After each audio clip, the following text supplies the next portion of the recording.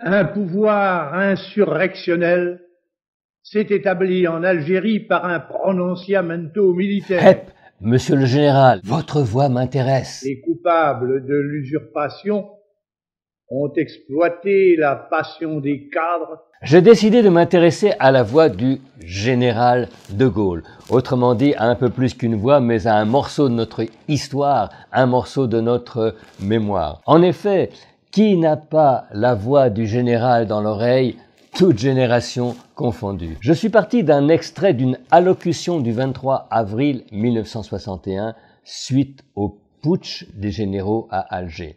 Alors, qu'est-ce que nous dit aujourd'hui encore la voix du général? Écoutez. Ce pouvoir a une apparence, un carteron de généraux en retraite.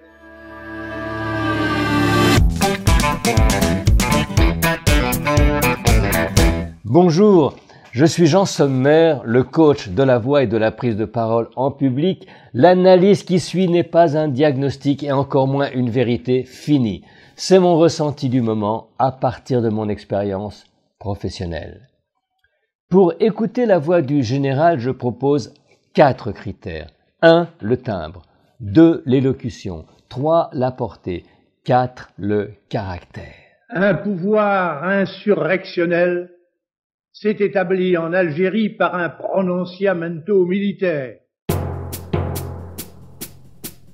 C'est le timbre d'une voix datée, légèrement traînante, d'une époque où l'on roulait encore les R. Une voix du terroir qui sent son origine paysanne, avec des effets de gorge sur certains mots. L'adhésion enflammée d'une partie de la population de souche européenne. C'est aussi le timbre d'une voix médium, légèrement assourdie par l'âge, mais néanmoins claire et sonore en bouche. Une voix qui claironne en se projetant dans chaque mot, comme nous allons le voir à propos de l'élocution. Les coupables de l'usurpation ont exploité la passion des cadres. L'élocution, c'est celle d'un homme de culture qui honore la langue française dans chaque mot prononcé, à la fois tribun et homme de commandement, avec une élocution qui se veut martiale et impactante, qui s'appuie beaucoup sur les consonnes qu'il martèle même, ont exploité la passion des cadres, une diction qui procède de tout le corps engagé, le souffle, la voix, mais aussi les sourcils qui se soulèvent, la bouche qui articule avec force, le tout enraciné dans un buste puissant et indéboulonnable. Un pouvoir insurrectionnel s'est établi en Algérie par un prononciamento militaire. La solennité de l'instant et le style du tribun composent une forme d'emphase, en allongeant les voyelles et en roulant les R. Insurrectionnel, les voyelles ouvertes, les A, les E, pouvoir, insurrectionnel. Écoutez encore. L'adhésion enflammée d'une partie de la population de souche européenne. L'adhésion enflammée, partie, égarée, crainte, ce sont autant d'uppercuts à la conscience nationale et un avertissement aux factieux. Alors, quelle est la portée de ce message? Qu'est-ce qu'il fait passer comme information en plus des mots? C'est la voix de l'autorité bafouée qui s'énonce sans s'énerver mais où pointe la passion blessée et l'agacement.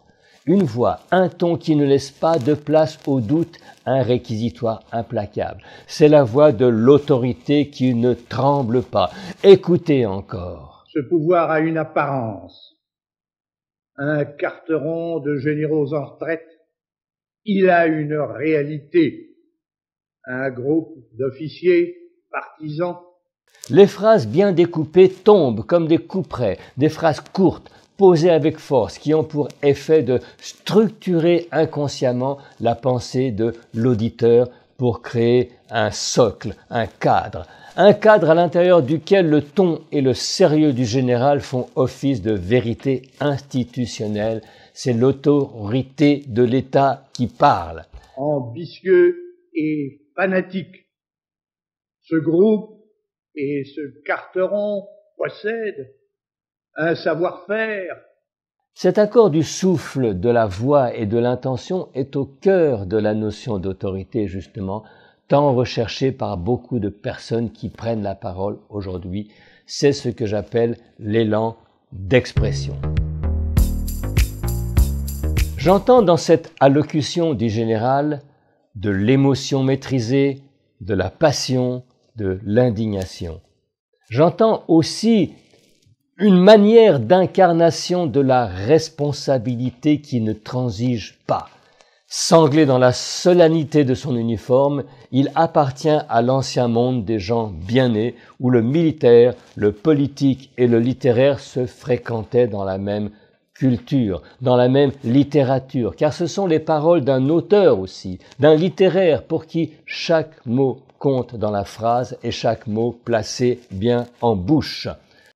Françaises, Français, voyez où risque d'aller la France. Certes, la manière de dire est datée et la fonction de père et sauveur de la nation un peu désuète, mais l'énergie qui se dégage de cette allocution n'est-elle pas évocatrice à tout jamais du feu sacré qui devrait animer le leader? À vous d'y répondre. C'était le portrait de voix du général de Gaulle par Jean Sommer. Si vous avez aimé ce portrait, retrouvez-moi sur cette même chaîne pour d'autres portraits. Et si vous voulez me suivre en ligne, ce sera pour moi un grand honneur. Et pour prendre contact avec moi, ma porte vous est ouverte, ce sera avec plaisir. Encore merci et n'oubliez pas de cliquer, liker et penser à partager. Bye bye.